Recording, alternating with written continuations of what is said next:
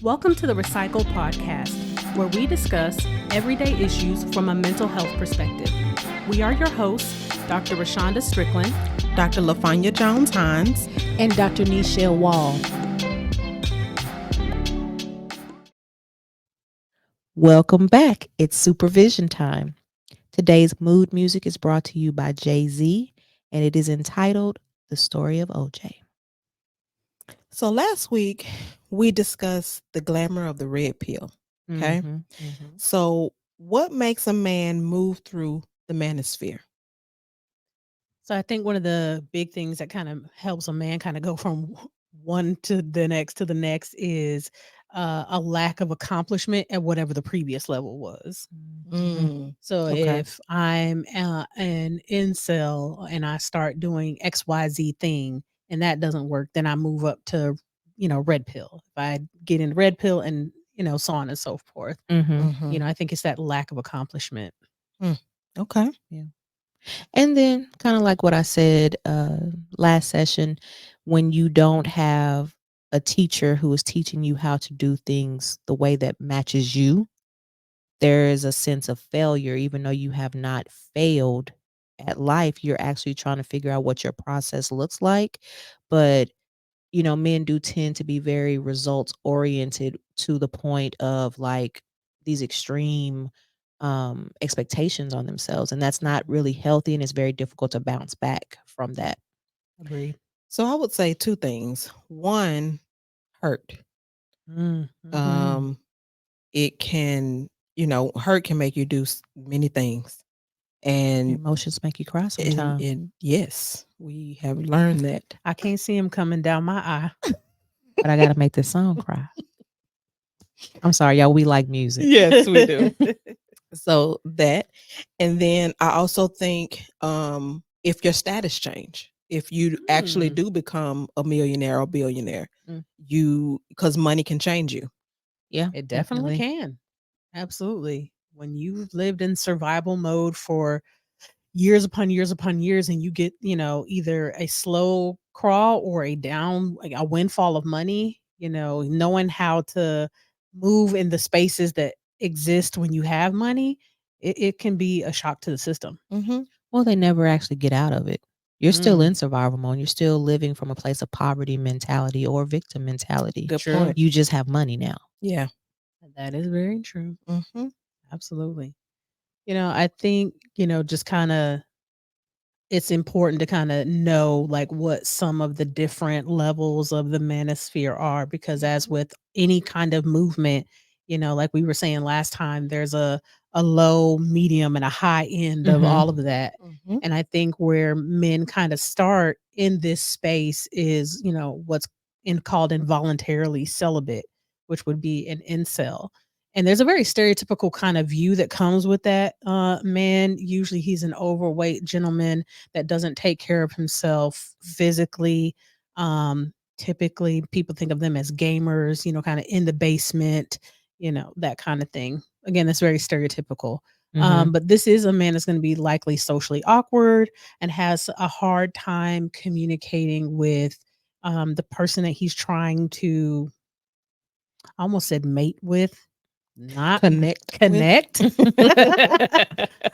made me sound creepy. But the person that he's trying to connect with, so he starts to feel like, the world is not made for him, and that I'm never going to get anybody. And there's this one of two things: either this anger that starts to build up at the world, or something kind of pushes them and there's like this need to do something, which is what I think transitions them over into the next kind of area, which is the red pill space. Because the red pill space is really an active space. Like it's not about sitting around being on your behind and things are just going to come to you. Again, they have their flaws, but one of the things that they really do push is you getting out there and trying to make it happen. Yeah. And some people would say that there's a step right before the incel, which would be the blue pill. The person who chooses willful ignorance and stays kind of stuck in um, whatever the system is that they are currently living in. Agree. Hmm. Yeah. And then once you get into the red pill space, if you are able to kind of figure out like all the stuff we said a little bit earlier, if you're able to figure it out and then get connected with somebody, then you're likely going to eventually transition even out of the red pill space and Mhm. into a much more neutral.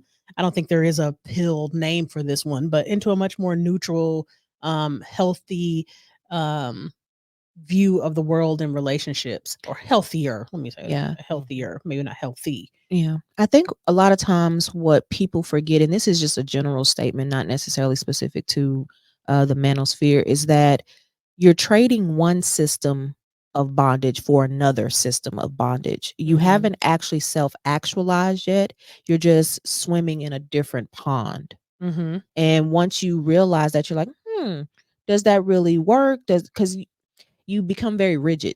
Yeah. The same way, okay, you're rigid in this particular thing, or you're rigid in this thing. You see this oftentimes when people transition from religion to spirituality. It's like, Mhm. I've been like this all my life. Okay, now I'm gonna do this, but I'm gonna do it so neurotically that it's Mhm. like, okay, you're doing the same thing you were doing previously. Yeah. So it does take a bit of time to get out of that headspace of rigidity Mhm.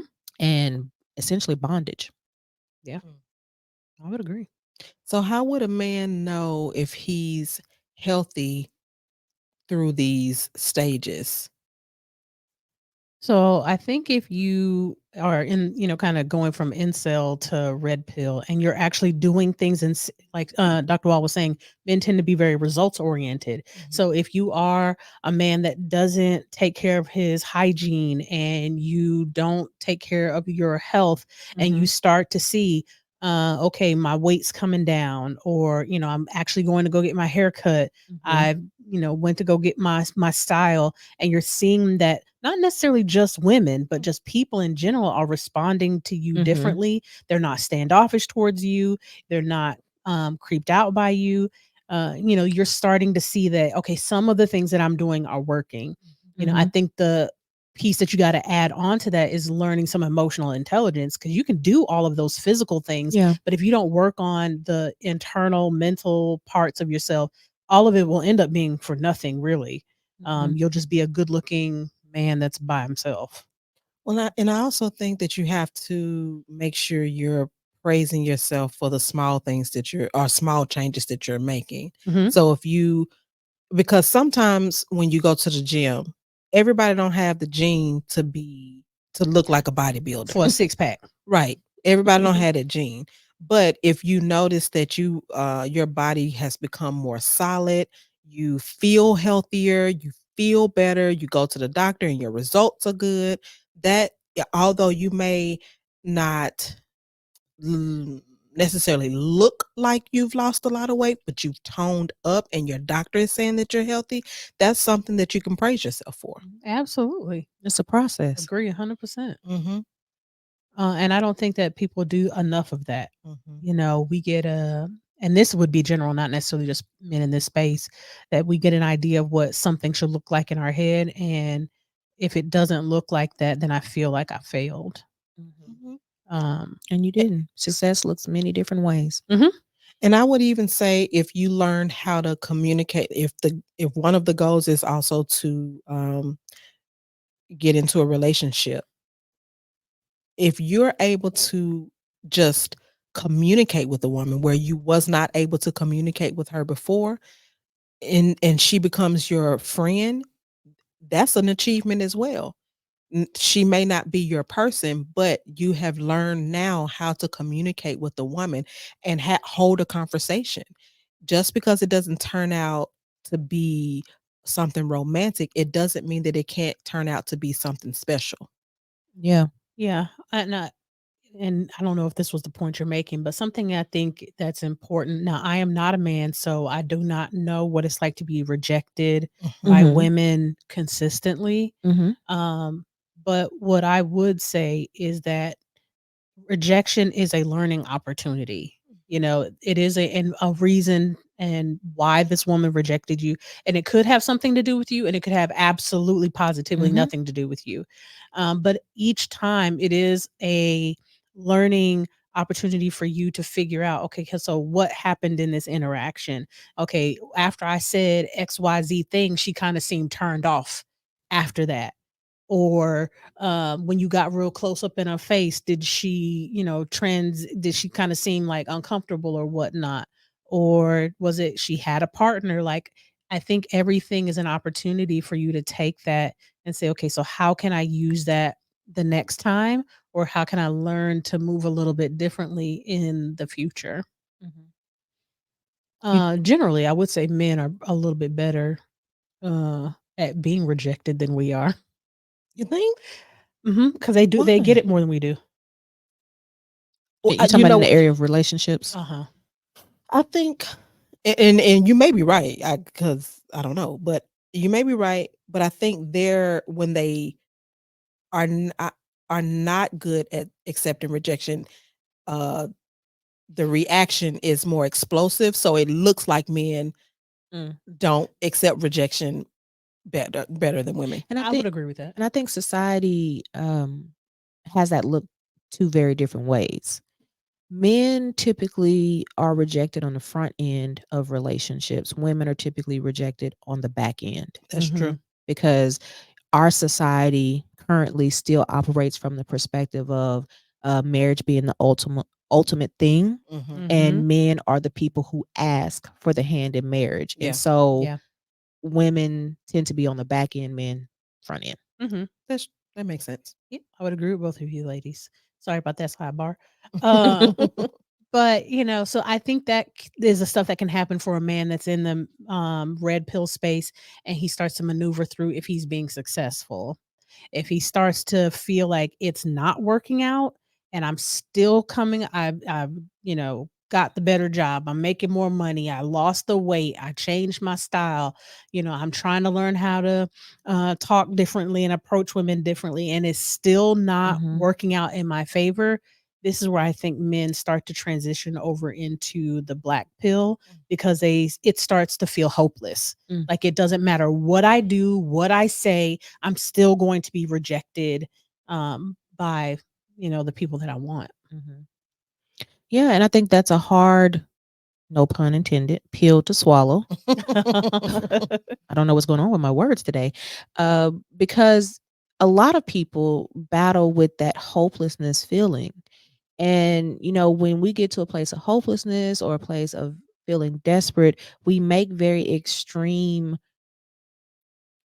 Decisions. decisions, and they don't always have the best course of action for ourselves or the people Mhm. around us. Yeah. And so it has to be a balance of that. When I talk to many of my male clients who are in similar situations, I'm like, okay, is it time to take a break from this particular thing and refocus on something else? You have to Mhm. have the ability to pivot. If you become so hyper focused on this one thing and you're not getting it when it is a process, you will beat yourself up. Yeah. And you don't need that in that moment. You need to more so nurture yourself, take a break, establish other things, do other things that bring you joy so that you can come back and fight the fight later. Yeah. And I think we have to be careful if a relationship is your goal, I think we have to be careful with allowing other people to determine our value. Yeah, Mhm. I agree with that.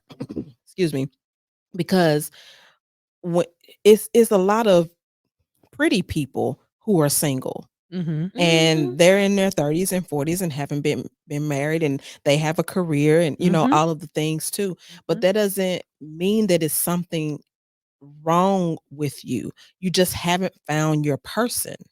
Mhm. And the thing about it is, I think Dr. Wall says this all the time, is your person in your geographical area, Yeah. or do you need to branch out? And I'll let Dr. Wall finish it because she says it. I mean, no, you said it. I think sometimes you have to just realize that where you are looking is just not the best place for you. Now that doesn't mean that you enter into the world of trafficking and Oh, please all don't. of that kind of stuff, because that does happen.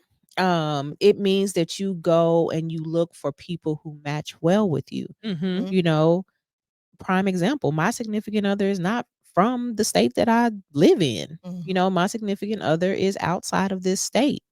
That Mhm. don't mean that I trafficked him Right. or that he trafficked me. 'Cause But you I will think get in trouble for that, yes. okay? And you know, you want to be safe too. This is not just about you causing harm to somebody else. People are it's some Mhm. stuff junking things out in these streets. Mhm. Mhm. Absolutely.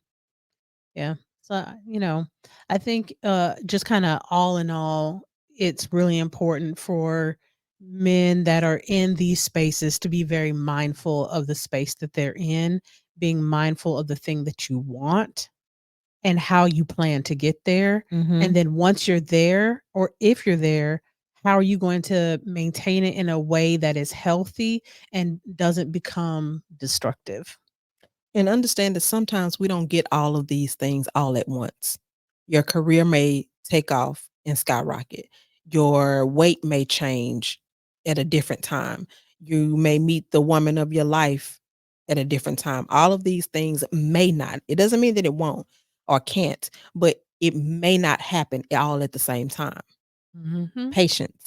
Mhm. It's a virtue. And I Mhm. think one of the most important things is to remember to be gentle with Mm. yourself. And I know that is not something that men are particularly, taught how to do Yeah. or even allowed or give themselves permission to do. So you need to be able to be gentle with yourself to do those pivots that I was talking about Yeah. earlier, or to garner the strength to keep going through something or to keep learning. Mhm. If you are so strict and so harsh on yourself that it embodies what you're experiencing out in the world, Yeah. like Mhm.